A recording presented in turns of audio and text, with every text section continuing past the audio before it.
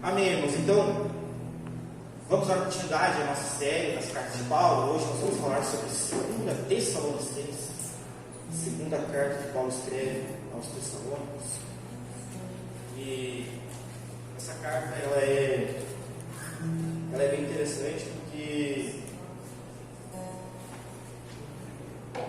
Paulo é muito direto, muito objetivo. E essa segunda carta ela foi escrita aproximadamente, irmãos, alguns meses depois da primeira. Não foi muito tempo, como era comum. Paulo escrevia uma carta, passava algum tempo, Paulo escrevia outra. E nessa aqui foi diferente, foi muito rápido a segunda carta. Então, após alguns meses, Paulo escreve uma segunda carta com um objetivo muito claro. Ele queria orientar e responder algumas questões sobre a vinda de Jesus. Sobre a vinda de Jesus, o dia do Senhor. E por que isso? Porque como nós vimos semana passada, que o Márcio nos trouxe sobre 1 Tessalonicenses, Paulo, ele escreveu na primeira carta para encorajar os crentes de Tessalônica, encorajá-los e apresentá-los uma boa esperança que era a vinda do Senhor, porque eles estavam perseverando. Então Paulo escreve: vocês estão perseverando, então tenha a esperança de que Cristo vai voltar. Essa é a boa nova, então se alegre nisso, que Ele irá voltar, irá punir aqueles que perseguem vocês e automaticamente irá dar alívio para vocês que assim o guardam. Só que alguns cristãos, irmãos, após receberem aquela primeira carta, eles tiveram um mau entendimento. Eles acreditavam então que aquela primeira carta já estava sendo, que quando Paulo escreve sobre a vinda de Jesus, a vinda de Jesus já estava para acontecer naquele tempo, por causa de muitas perseguições, porque eles estavam caminhando em cima do Evangelho, mas as perseguições estavam aumentando. Então muitos achavam que o dia do Senhor, o dia do juízo, a tribulação a qual Paulo falou, já era para aquela época. E muitos até achavam que Jesus já tinha vindo e havia se esquecido deles. Eles estavam passando tribulação porque Deus havia deixado eles. Jesus havia esquecido deles. E alguns também se aproveitaram dessa situação e começaram a divulgar falsos ensinos na região da Tessalônica e dizer: realmente Jesus, ele está voltando, é o tempo do fim, é o tempo do fim. E muitos acabaram fazendo o quê? Parando de fazer tudo, irmão. Pararam os seus afazeres, pararam de cooperar na obra de Deus, pararam de ajudar, irmãos. Imagina uma igreja que estava crescendo em perseverança e muitos começaram do nada: para que eu vou ajudar alguém? Para que eu vou me esforçar se Deus? Jesus está voltando, o dia do Senhor já está chegando. Vamos só esperar. Então isso estava acontecendo com uma parte daqueles crentes. Eles estavam achando que já era para aquela época, já não estavam fazendo nada, largaram tudo de mão. E muitos até começaram a escrever alguns relatos, dizendo como se fosse Paulo, dizendo: olha só, Paulo escreveu e está afirmando para vocês que Jesus já voltou. E estava circulando muitas cartas falsas. Então quando Paulo ouve esse relato, ele na mesma hora, ele decide: eu preciso enviar uma outra carta para orientar eles. E antes de nós abrirmos a nossa carta, irmãos, eu queria que você abrisse no capítulo 13, versículo 17, só para a gente embasar essa afirmação de Paulo. Lá no finalzinho, olha só que interessante, no 13, 17 diz o seguinte: a saudação é de próprio punho, Paulo, este é o sinal em cada carta, é assim que eu escrevo. Olha só que interessante, é a única vez que Paulo faz esse relato. Então veja que como Paulo se importava que eles entendessem que aquela era a carta de Paulo, aquele era o ensinamento dele, porque muitos estavam levando ensinamentos contrários, ensinamentos que não eram do reino. Então Paulo escreve de maneira bem objetiva: olha só, esta é a carta, essa é a orientação para vocês, aqui está a orientação correta sobre a vida de Jesus. É em cima disso que nós vamos trabalhar então essa noite, irmãos. Porque assim como semana passada o Márcio falou sobre a vida de Jesus, nós precisamos de tempos em tempos falar e anunciar a vida de Jesus, porque nós estamos passando de uma época onde o temor era muito presente na igreja para uma época onde o amor se tornou muito presente. Mas nós precisamos entender que o equilíbrio ele precisa ser eficaz para que o Evangelho seja pleno. Então, se eu creio que Jesus é amor, eu preciso crer também que Ele é justiça. Então nós precisamos também continuamente estar apontando o reino, dizendo: ó, Jesus vai voltar, Ele vai julgar, a justiça de Deus está para vir. Então glória a Deus que nós temos mais essa oportunidade de tocar nesse assunto. Amém? Então vamos iniciar. capítulo 1, versículo 3, olha só que Paulo fala. Nesses 3 primeiros versículos que eu quero ler, Paulo ele foca muito no sofrimento, antes de entrar na vida de Cristo. No versículo 3, ele diz o seguinte: irmãos, devemos sempre dar graças a Deus por vocês, como convém, pois a fé que vocês têm cresce cada vez mais, e o amor que todos vocês têm uns pelos outros vai aumentando. Olha só que interessante que Paulo ele inicia então essa carta, mesmo tendo um objetivo de trazer um ensinamento, ele inicia mencionando a fé e perseverança dos tessalônicos. Ele reconhece que eles estavam crescendo. E muitas vezes a gente tem uma visão errada de Paulo. Nós achamos que Paulo é aquele cara arrogante que só cobra, que vai lá, tem que fazer isso aí dessa maneira. Mas não, Paulo ele tinha a humildade de reconhecer também os pequenos crescimentos. Ele reconhecia: olha só, vocês estão crescendo. E como nós vimos na carta da semana passada, Paulo também falou naquela carta aos Tessalônicos: olha só, eu dou graças a vocês porque vocês perseveram. E mais uma vez, em meio a toda aquela confusão, ele menciona: eu dou graças a vocês porque vocês estão perseverando. Isso, eu refleti muito sobre isso, irmãos, que às vezes a gente foge um pouco desse entendimento. E às vezes quando a gente sabe um pouquinho mais da Bíblia, quando a gente está um pouquinho mais tempo convertido, e a gente quer saber um pouco mais do outro irmão, e às vezes nós não entendemos que cada um tem o seu tempo de crescimento. E assim como Paulo nos ensina, nós precisamos ter a humildade de reconhecer as pequenas conquistas dos nossos irmãos. Nós precisamos reconhecer: glória a Deus, tu está perseverando. Falta muito, mas reconheça, sabe? Muitas vezes a gente tem a ideia daqueles crentes autoritários, arrogantes, nariz empinado: eu sei.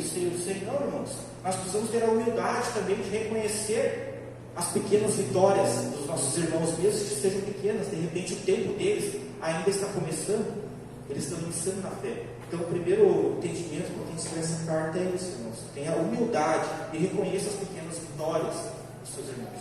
Não seja um crente arrogante. Versículo 4: é por isso que nós mesmos nos orgulhamos de vocês nas igrejas de Deus, por causa da perseverança e da fé que vocês demonstram em todas as perseguições e tribulações que estão suportando.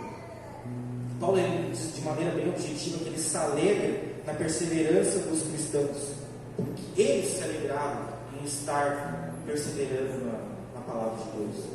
E isso eu trago para nós também, que muitas vezes o crente no sofrimento ele costuma muito murmurar, mas na realidade aquele crente que realmente está em Cristo, ele é constante, ele não murmura, ele dá graças, ele persevera, ele se alegra no sofrimento, porque ele entende que o sofrimento ele é para o crescimento.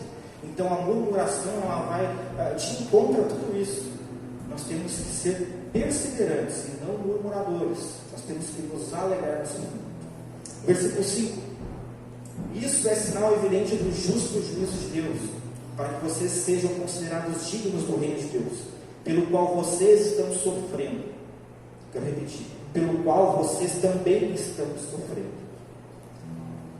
Paulo ele diz também de maneira bem objetiva que ele se alegra pelos tessalônicos, pela sua perseverança, ele se alegra por eles estarem em Cristo, mas ele também diz de maneira bem objetiva: eu sei que o sofrimento de vocês é pelo reino. Então se alegrem, porque se o sofrimento é pelo reino, é porque vocês estão sendo dignos do reino.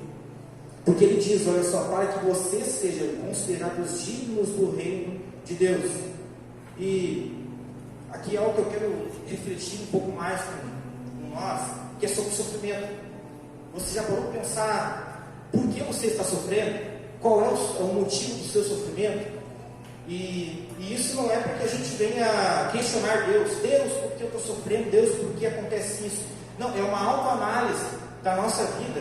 Por que eu estou sofrendo? Porque para os tessalônicos, Paulo foi bem objetivo: vocês estão sofrendo pelo reino. Não era pelos erros deles, era pelo reino. E nós? Será que nós estamos sofrendo pelo reino? Ou é pelos nossos erros? Porque muitas vezes, irmãos, quando vem as provações sobre a nossa vida, nós nos escondemos atrás de uma visão, entendemos que não, eu estou passando pelo meu deserto, é o meu deserto, é a minha provação de Deus, Deus está me provando, então eu oro para que essa provação passe o mais rápido possível, para que eu possa passar por essa provação, para que eu saia do deserto. Mas muitas vezes, irmãos, o que nós estamos passando não tem nada a ver com o deserto, é apenas uma colheita de um erro passado que eu cometi.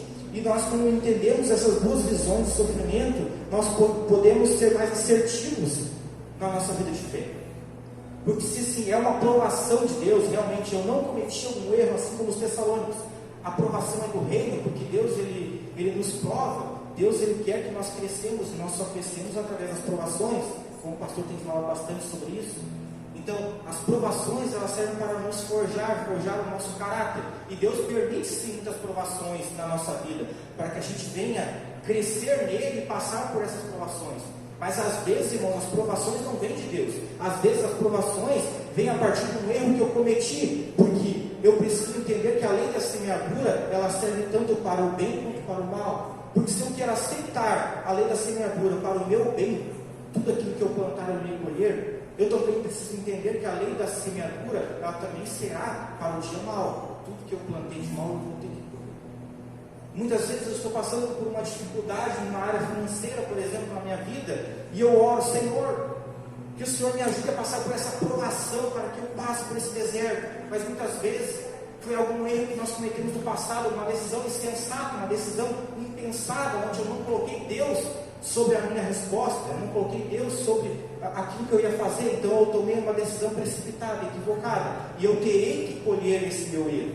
Então veja que não é uma aprovação vinda direta de Deus, mas independente se é uma aprovação vinda direta de Deus ou através dos nossos erros, ela serve para o nosso crescimento. Então o grande detalhe é, toda aprovação é para o nosso crescimento, mas a partir do momento que eu consigo entender por que eu estou sofrendo. Porque não adianta eu passar por esse sofrimento e lá na frente eu errar de novo, e ficar num ciclo vicioso. Então quando eu aprendo, eu não erro mais essa parte. Posso errar uma outra, mas nessa eu não erro mais, porque eu aprendi. E isso eu só consigo quando eu faço uma autoanálise daquilo que está acontecendo hoje na minha vida. E se é uma aprovação de Deus, irmãos, Ele vai capacitar, Ele vai dar força. Ele vai dar força para que você consiga passar. Porque Ele não libera uma batalha que você já não esteja preparado. Glória a Deus. Então esse é o entendimento que eu vejo muito eficaz para o nosso tempo. É entender, mais uma vez, irmãos, não é questionar. Muitas vezes as pessoas ficam questionando, Deus, por que isso, por que aquilo, por que isso? Não é questionar, é refletir sobre o reino. Amém? Glória a Deus. Versículo 6 diz o seguinte: pois de fato é justo para com Deus que Ele retribua com tribulação aos que causam tribulação a vocês, e que dê a vocês que estão atribulados alívio juntamente conosco, quando do céu se manifestar o Senhor Jesus com os anjos do seu poder, em chão de fogo, tomando vingança contra os que não conhecem a Deus e contra os que não obedecem ao Evangelho de nosso Senhor Jesus. Esses sofrerão penalidade de eterna destruição, banidos da face do Senhor e da glória do seu poder. Então nesse momento Paulo já começa a entrar no assunto ao qual ele escreveu a sua carta: a vinda de Jesus e a justiça de Deus aqui na terra. Então Paulo mostra que a volta de Jesus trará a justiça plena aqui na terra. E o Evangelho ele só vai ser pleno quando a justiça também for plena. Porque veja só, irmãos, se nós cremos que Deus é amor, Ele precisa ser justiça, Ele precisa ser justo. Porque se Deus ele é justo, automaticamente Ele é amor. Então veja que as duas coisas elas andam em unidade, junto. Não tem como Deus ter mais amor e menos justiça, ao passo que não tem como Ele ser mais justiça e menos amor, porque uma coisa coopera para a outra, elas se equivalem no reino de Deus. Então, independente se for agora ou não a vinda de Jesus, Paulo está dizendo para eles: olha só, haverá um tempo que a justiça será plena na vida de vocês. Deus ele vai vir, Jesus ele vai vir e vai ser pleno o Evangelho de Deus, porque será instituída a justiça. E é interessante nós vermos essa questão da justiça, irmãos, porque nós estamos vivendo um tempo bem complicado na nossa geração. E nós estamos vendo tantas coisas ruins no nosso tempo. E se você é um crente que realmente se declara crente onde você está, no ambiente em qual você está inserido, com certeza alguém já te questionou alguma vez: poxa, mas por que está acontecendo isso? O que tu tem a me dizer? Se Deus é bom, como vocês falam, por que Ele deixa acontecer tantas coisas? Na pandemia aconteceu muito isso. Eu já passei por esses questionamentos também. Qual é a tua visão sobre isso? E nós precisamos também entender, irmãos, que tudo isso que está acontecendo já estava escrito que ia acontecer.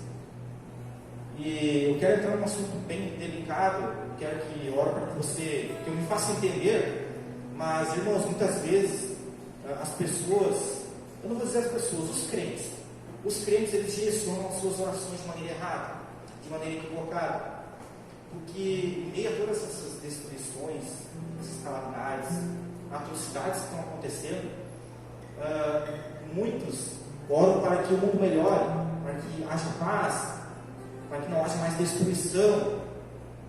Sabe, irmãos, é mesmo sempre difícil a gente aceitar isso, irmãos. Essa não é a nossa oração. Essa não é a nossa oração. Porque a palavra nos diz de maneira bem clara e bem objetiva que os sinais que Jesus fala são muito claros, que haverá destruição, haverá doença, haverá peste, filho contra pai, pai contra filho, atrocidades. Essas coisas irão acontecer, irmãos. Mas agora nós precisamos ser coniventes com tudo isso, aceitar tudo isso. Está na Bíblia, então eu devo aceitar tudo isso? Não, eu preciso, na verdade, me indignar com tudo isso, mas não porque o mundo está desse jeito, irmãos, porque o mundo está assim, vai piorar. E essa não é a nossa oração, irmãos. Ora, porque você não entende, essa não é a nossa oração para que o mundo melhore, para que haja paz, para as guerras, para a destruição, para o terremoto. Essa não é a nossa oração. A nossa oração, irmãos, é que em meio a toda essa destruição haja salvação, que as pessoas sejam salvas. Nós estamos nos esquecendo de orar pelas pessoas, de interceder por pessoas, por almas. E nós oramos pelo mundo, mas o mundo vai ser destruído, irmãos. Ele vai ter que ser destruído para que a nova Jerusalém seja instituída aqui na terra. Ele vai ter que ser destruído. Mas enquanto isso não chega, irmãos, o nosso papel é sermos embaixadores de Cristo. Enquanto ainda é tempo, nós devemos, como embaixador, pegar pela mão e dizer: ei, esse não é o seu lugar, o teu lugar é nos céus. O teu lugar é nos céus. Achei interessante que o pastor disse que tem o sonho de ir para a Suíça. E eu queria aqui dar um exemplo. Imagina só o pastor está lá na Suíça, visitando, e se perde. Se perde lá, perde a carteira, perde o telefone, perde tudo, sozinho lá. E agora, não sabe falar a língua de ninguém. O que ele vai fazer? Então chega o embaixador lá. O embaixador conhece o pastor de Israel. Pastor de Israel? Mas o que tu está fazendo aqui, cara? Estou perdido. Perdi meus documentos, perdi meu telefone. Não sei mais o que fazer. Então o embaixador vai pegar o pastor de Israel pela mão e vai dizer: pastor, vem cá. Deixa que eu te conduzo para o teu lugar de origem. O teu lugar de origem não é aí. O teu lugar de origem é lá no portão. Deixa que eu te conduza até lá.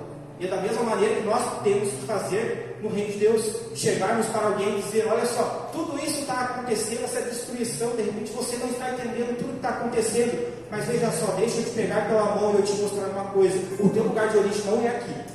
Está vendo toda essa destruição aqui, mas o teu lugar de origem não é aqui, o teu lugar de origem é nos céus, e eu vou te mostrar o caminho, eu vou te orientar.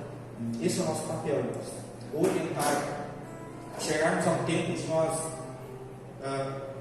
chegarmos na casa de alguém e termos a ousadia de bater na porta e dizer: ei, olha só, há um banquete preparado para você. Há um banquete preparado para você. E o Senhor mandou vir aqui dizer: ainda há lugar. Ainda há lugar para você. Basta você aceitar e será salvo você e sua casa. E eu creio que falta isso, irmãos. Nesse tempo, nós sermos ousados nesse ponto, em ser mais usados no nosso evangelismo, porque o mundo, irmãos, infelizmente vai piorar, ou felizmente, se ele não piorar, Jesus não vai voltar. E se o mundo melhorar, irmãos, é sinal que a coisa está errada. Então, o mundo vai piorar, mas nós precisamos, assim como os tessalônicos, nos alegrarmos no Senhor e não nos acomodarmos, pegarmos tudo isso que está acontecendo e trazermos como combustível para dentro de nós e dizer: eu não vou ficar inquieto, eu não vou me acomodar com tudo isso que está acontecendo. Eu vou ser um inconformado, eu vou transformar a minha mente e eu vou atrás de almas para ser salvos, porque enquanto o Senhor não vier, enquanto a terra não for totalmente destruída, eu tenho a oportunidade de salvar mais um. E nós precisamos, irmãos, salvar mais um. Esse é o nosso chamado. Então, quando Paulo fala sobre a justiça, nós precisamos entender isso, irmãos. Haverá um tempo de justiça, e que Deus deu a oportunidade para você chegar na casa de alguém e dizer: olha só, eu tenho a resposta para te dar, por que isso tudo está acontecendo. Sabe por quê? Sabe por que está acontecendo todas essas atrocidades e Deus aparentemente não faz nada? Porque Deus é justo. Porque Deus é justo. E a justiça dele vai se cumprir. Você acha que Deus não está fazendo? Deus está fazendo. Basta que você abra os olhos e enxergue a justiça de Deus que está por vir. Então que nós possamos realmente ser embaixadores e levarmos a justiça, palavra de justiça, não só de amor. Entregar um Jesus que é amor, mas entregar um Jesus que é justo acima de todas as coisas. Glória a Deus. Capítulo 2. Capítulo 2. Glória a Deus. No capítulo 2, Paulo ele foca em explicar então como será a ação de Satanás antes da volta de Jesus. Então veja que o mundo está como está porque está percebendo alguns sinais da volta de Cristo. E Paulo já dizia isso. É necessário que para que a justiça plena se cumpra, aconteça algumas coisas. E Paulo começa então explicando a ação de Satanás antes da volta de Cristo. Ele diz o seguinte: irmãos, no versículo 1, irmãos, no que diz respeito à vinda do nosso Senhor Jesus Cristo e a nossa reunião com Ele, pedimos que vocês não se deixem de mover facilmente de seu modo de pensar, nem fiquem perturbados, quer por espírito, quer por palavra, quer por carta, como se precedesse de nós, dando a entender que o dia do Senhor já chegou. Então ele diz mais uma vez: o dia do Senhor não chegou ainda.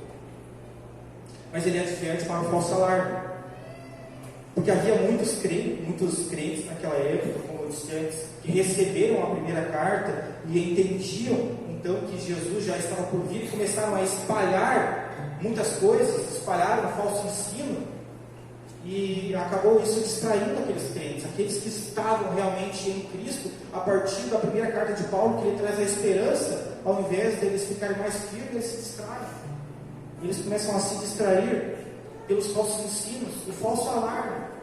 Eu queria trazer essa palavra que é algo bem interessante para nós, porque aconteceu isso bastante na pandemia. Não sei se você passou por isso, mas eu passei. Irmãos, o que teve de profecia sobre o fim dos tempos, sobre áudio, vídeo, isso, aquilo. Irmãos, eu vou ser bem sincero, eu não sofri nesse momento, mas isso não me abala, essas profecias não me abalam, porque nós precisamos colocar do lado da Bíblia e realmente conferir se está sendo coerente ou não. Como nós fizemos isso, irmãos, é fácil, a gente vê que não é coerente, não é coerente. E nós precisamos então, irmãos, cuidar para que nós também não venhamos nos distrairmos com os falsos alarmes. Veja que há muito tempo, se dizia várias previsões, o mundo vai acabar no ano 2000, 2012, várias previsões. Tem um relógio, lá na Europa, o relógio dos fins dos tempos, onde já tinha marcado os fins dos tempos, mas ainda não tinha dado. Irmãos, aquele que realmente está em Cristo, está na palavra, não se distrai com essas coisas. E nós precisamos, dentro da nossa igreja, irmão, não nos distrairmos com isso. Porque a gente acha que isso é bobagem. É bobagem, meu irmãos. Mas distrai, tem muito crente que ficou perturbado quando ouviu alguns áudios, alguns vídeos sobre isso. E agora, o que eu vou fazer? Ainda dá tempo de me consertar? Irmãos, aquele que está em Cristo não se distrai com essas coisas. Então Paulo fala: cuidem, para que vocês não se distraiam com um falso alarme, porque ainda não é o tempo da volta de Cristo. E nós devemos cuidar quanto a isso. Então Paulo, seguindo nesse entendimento, Paulo ele mostra alguns sinais então que precisam acontecer antes da volta de Cristo. E como nós vemos esses sinais, irmãos, é claro que você nunca mais vai se distrair se você entender os sinais. O versículo 13: ninguém de modo algum nos engane, porque isto não acontecerá sem que primeiro venha a apostasia e seja revelado o homem da iniquidade, o filho da perdição, o qual se opõe e se levanta contra tudo que se chama Deus, ou é objeto de culto, a ponto de assentar-se no santuário de Deus, apresentando-se como se fosse Deus. Olha só, Paulo fala que nada disso aconteceria sem que antes acontecesse a apostasia. E lá no Evangelho Escatológico de Jesus, no Sermão Escatológico de Jesus, no final dos Evangelhos, onde Jesus fala sobre os sinais que precederiam a sua vida, ele fala muito sobre destruição, guerras, fome, pai contra filha, filha contra pai, bastante atrocidades. Mas só que aqui Paulo, vamos entender que essa carta ela é bem objetiva, sabe? Então Paulo, para ser bem objetivo, ele traça um sinal que para mim é o maior de todos, a apostasia. A apostasia vai preceder a vida de Cristo. E o que é apostasia? Acho que você já deve ter ouvido essa palavra alguma vez, mas apostasia, irmãos, é quando você, de livre e espontânea vontade, você se afasta da palavra de Deus, você se declara não cristão mais. Olha que forte isso, irmãos. Porque não é o desviado, não é aquele que está desviado, porque o desviado geralmente ele se desvia por algumas questões pessoais, que de repente ele não está conseguindo, está se achando incapaz perante os princípios bíblicos, ou muitas vezes por questões de desencontros entre irmãos, discórdias. Então geralmente é por isso que o desviado se desvia da igreja. Mas o interessante é quando você chega como desviado fora da igreja, você fala, você crê em Deus? Sim, eu creio em Deus. Eu creio em Deus, só não estou na igreja. Mas eu creio em Deus. Irmão, dificilmente você vai falar com o desviado e vai dizer que não crê mais em Deus. Não, o problema dele é com a igreja, é com irmãos. Mas a apostasia é diferente. A apostasia é algo muito forte, irmãos. A apostasia, ela só é para aqueles que aceitaram seguir a caminhada com Cristo, processaram a fé em Cristo Jesus, aceitaram a salvação, estão perante a palavra, mas eles se autodeclaram não cristão mais. Eu não quero mais seguir a palavra, eu não quero mais seguir aquilo que diz a Bíblia. Por isso a apostasia, eu me aposto daquilo que a Bíblia está dizendo. E nos últimos dias, Paulo diz que a apostasia será muito forte.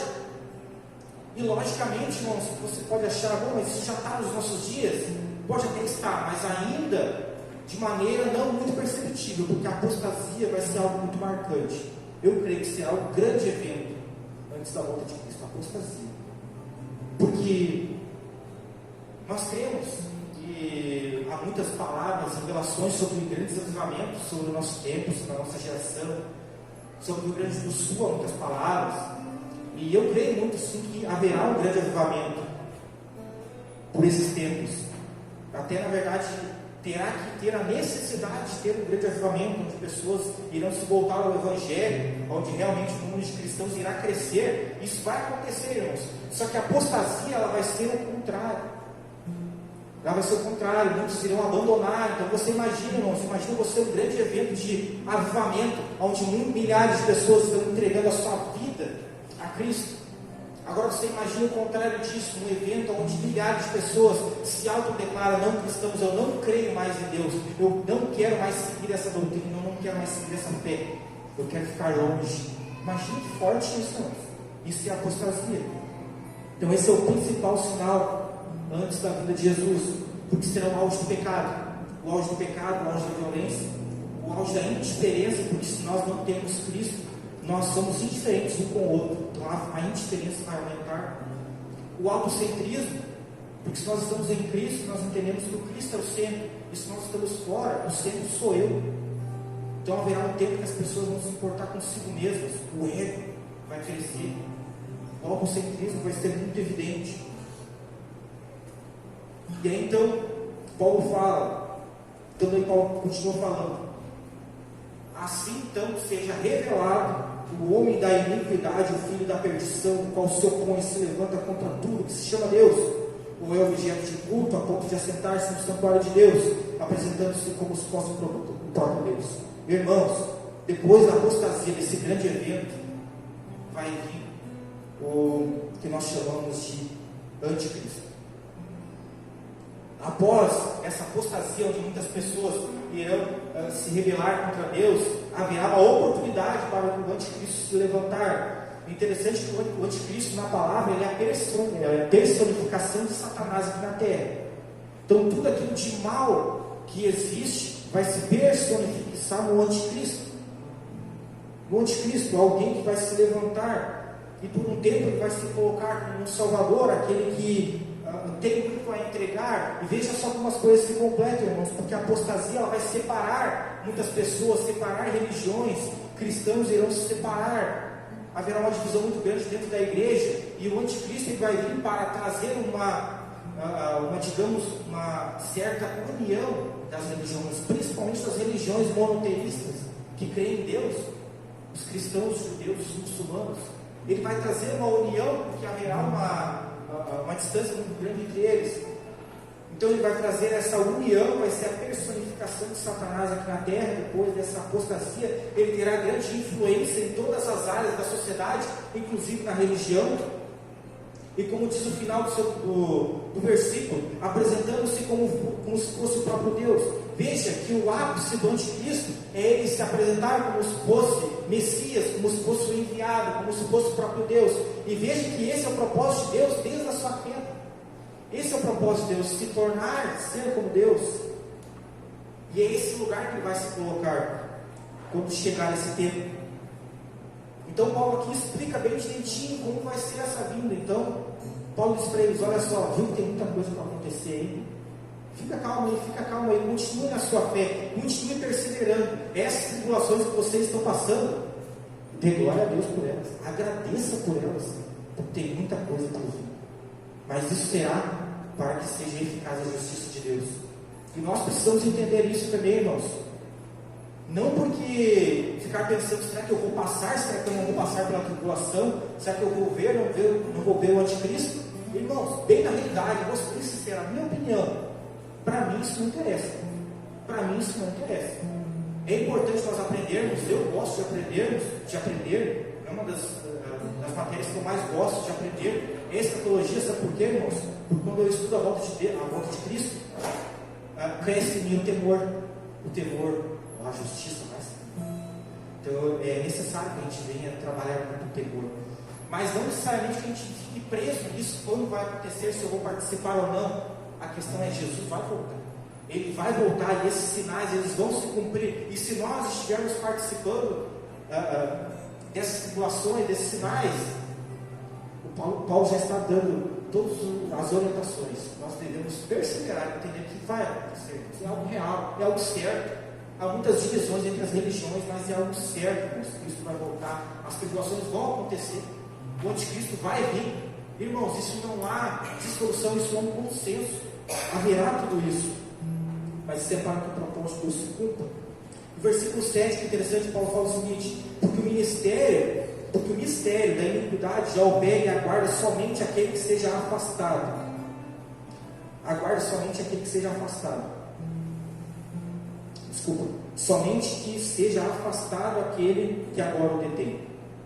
Então Paulo está dizendo aqui que o mistério da iniquidade já opera, e nós precisamos entender isso. Nós estamos sim passando por um tempo onde a iniquidade está operando, por isso que está acontecendo todas essas atrocidades, e como eu disse, nós não precisamos ser coniventes com isso, mas realmente pegarmos a armadura de Deus e irmos para a guerra como verdadeiros soldados de Cristo. Mas nós precisamos entender que esse mistério já está entre nós, mas ele vai se intensificar. Algo muito pior ainda está por vir. E quando eu tenho esse entendimento, a minha fé precisa fortalecer, para que eu não perca tempo, para que o tempo que eu tenho disponível, eu busque para me aperfeiçoar em Cristo e para que eu possa aperfeiçoar mais alguém. Porque, irmãos, se nós hoje irmos para casa, nós dormirmos, e amanhã eu e você não acordarmos mais, eu lamento dizer, mas para nós Jesus já veio. Para nós não importa nada. Anticristo, tribulação, volta. Irmãos, Jesus já voltou. E a questão é que eu e você seremos julgados, sabe até quando? Até o dia de hoje, até essa noite. Até essa noite. Então nós precisamos, quando nós entendemos o princípio da justiça de Deus, entender que eu preciso me apressar em resolver a minha situação. Eu queria perguntar para você: será que você não tem algo para resolver essa noite? Porque de repente amanhã pode ser tarde. De repente você tem algo para resolver com alguém, e esse alguém pode não estar aqui, e você vai ter que ser julgado por aquilo que você fez no dia de hoje. Ah, mas eu queria fazer. No dia da justiça de Deus, o queria ou não queria não vai importar. Porque hoje nós estamos no tempo da graça, da misericórdia, onde assim como Davi nós podemos errar e nos voltar ao Senhor. Mas haverá um tempo que a graça não estará mais, estará a justiça. Deus não vai querer saber o que você queria ou não queria ter feito. Isso não importa. O que você fez ou deixou de fazer. Isso será posto na sua conta. Então isso serve para que a gente venha refletir. Não demore. Não demore para resolver a situação. Não demore para se converter, irmãos. Muitas vezes a gente acha meio forte isso, né? Ah, eu já sou convertido. Às vezes nós precisamos nos converter em muitas áreas da nossa vida. Então, irmãos, se converta. Né? Se converta. Não é algo para escandalizar, mas, irmãos, se converta. Não é tempo. Se converta. Porque haverá um tempo que a gente não vai ter mais tempo de se converter. Será um tempo de julgamento. Aí, é só aguardar. Versículo 9. Ora, o aparecimento do inimigo é segundo a ação de Satanás, com todo poder, sinais e prodígios da mentira. E com ele o engano da injustiça aos que estão perecendo, porque não acolheram o amor da verdade para que sejam salvos.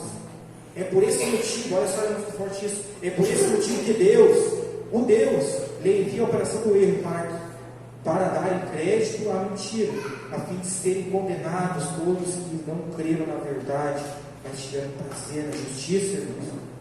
Olha só o que Paulo fala. Por que hoje em dia, irmãos, crescem tantas seitas, tantas religiões contrárias ao cristianismo? Em tantos lugares acontecem milagres. Sabe, pessoas vão para outros lugares longe da palavra de Deus e são curadas, e são prósperas financeiramente. Por que isso acontece, irmãos? Isso acontece, irmãos, porque o próprio Deus, ele diz que o próprio Deus lhe envia a operação do erro para aqueles que creem e sejam enganados por Satanás.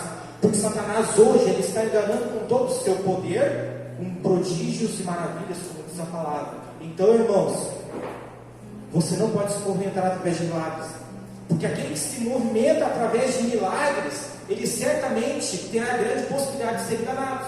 Porque veja como Jesus, ele veio à terra, em nenhum momento o objetivo dele era fazer milagres. Não era esse o objetivo. O objetivo era ensinar, trazer o reino. O milagre foi uma consequência dos ensinamentos de Jesus, e através dos milagres, Jesus, ele colocava um ensinamento. Nenhum milagre, ele era em vão. Vai aqui, você está salvo. Não, havia um entendimento sobre o reino e tudo que Jesus fazia. E hoje as pessoas muitas vezes estão se movimentando, estão caminhando em cima de milagres, de prodígios, de maravilhas. Irmãos, isso certamente você vai encontrar em muitos outros lugares que estão fora da presença de Deus. Isso é forte, mas é verdade. Por isso que muitas vezes a gente demora para a gente entender, poxa, por que lá naquele lugar é feito tantas coisas, tantos sacrifícios, tantas coisas erradas, e as pessoas lá têm dinheiro, são prósperas, as pessoas são curadas, porque Satanás também cura, irmãos. Ele cura também, sabe por quê? Para enganar, para que nós sejamos enganados. Então, um grande ensinamento que Paulo deixa aqui: não caminhe por milagres, não se mova por milagres, se mova por princípios, se mova pelo reino, se mova por aquilo que Deus já escreveu sobre mim e sobre você, se mova sobre o propósito de Deus na minha e na sua vida. E quando nós nos movemos sobre isso, o milagre ele acontece, porque o milagre é uma consequência do entendimento. E quando eu tenho um entendimento em Cristo, Ele me abençoa, Ele me cura, Ele me restaura, porque Ele sabe que esse milagre, essa restauração não vai fazer minha morte. Então eu não posso me mover em cima de milagres, sim, em cima de entendimentos. Tem muita gente hoje, irmãos, se movendo por milagres, estão sendo iludidos, irmãos. E o nosso papel como cristão é chegar nessas pessoas e dizer: ei, lá até pode ter milagre, lá até pode ter prosperidade, mas o que lá não tem é salvação. Lá não tem salvação. Você pode ter uma vida próspera durante poucos anos, mas você vai estar trocando alguns anos pela eternidade no inferno. A eternidade no inferno. Nós precisamos realmente colocar isso com todo amor e zelo. Glória a Deus. Capítulo 13. Eu quero ensinar, irmãos, versículo 13. Glória a Deus. Semana passada o Márcio brincou, mas só 13 capítulos. Irmãos, eu tive que fazer um baita resumo aqui, porque eu podia falar mais coisas. Olha, eu podia falar bem mais coisas, irmãos, porque é algo bem objetivo. Paulo ele traça em cada versículo, ele traça muitos ensinamentos. Mas eu oro para que você leia esses 3 capítulos, irmãos. Olha, eu acho que bem lido, assim, uns 10 minutinhos. Bem lido, tem um entendimento. entendendo agora para quem serve. 2 Tessalonicenses é uma orientação sobre a vida de Cristo, é uma orientação para nós não nos distrairmos, é uma orientação que haverá um tempo de justiça, mas que isso em nada tira a nossa obrigação de sermos bons crentes hoje, independente se ele vai vir amanhã ou daqui a 1000 anos. Eu preciso ser um bom crente hoje, não só lá na tribulação, é hoje que eu preciso ser um bom crente. Essa é a orientação que Paulo nos deixa. O versículo 13, então, para encerrarmos, Paulo diz: quanto a vocês, irmãos, não se cansem de fazer o bem. Simples objetivo, irmãos. Paulo encerra dizendo: quanto a vocês, não se cansem de fazer o bem. Irmãos, para encerrar, eu queria dizer a você, tudo isso que nós passamos, tudo isso que nós estamos vivendo nesse tempo, essas atrocidades, com crianças principalmente, porque é forte isso, irmãos. Ainda mais para quem ter filhos, é forte isso, você vê essas atrocidades. Mas em meio a tudo isso, irmãos, não se canse de fazer o bem, que essas atrocidades, irmãos, não venham para causar um constrangimento, ao passo de que nós venhamos reter tudo aquilo que Deus está colocando dentro de nós. Mas não, irmãos, tudo isso que está acontecendo tem que servir de combustível para que, ao invés de reter, que eu coloque para fora tudo aquilo que eu tenho aprendido na palavra e tudo aquilo que Deus está ministrando no meu coração. Porque de repente todas essas coisas ruins que estão acontecendo, irmãos, é por um propósito, é para que você se levante como boca de Deus aqui na terra, para que você se levante e aponte o caminho. Olha só, tudo isso está acontecendo, mas há uma mesa preparada, o Senhor quer que você participe dela. Então diga assim: eu aceito, você será salvo. Então, de repente, irmãos, tudo isso está acontecendo para que você se levante, para que você não fique na mornidão, para que realmente você cresça em estatura, em graça, em conhecimento, mas que você não se retém, não tenha medo de tudo isso que está acontecendo, irmãos. Ore, interceda, dobre seus joelhos, e quando você tem a oportunidade de dizer a alguém sobre o amor de Deus, você fale sobre o amor de Deus, mas você fale também: a justiça de Deus irá se cumprir. E eu creio nisso, a justiça de Deus irá se cumprir. Se coloque de pé, irmãos.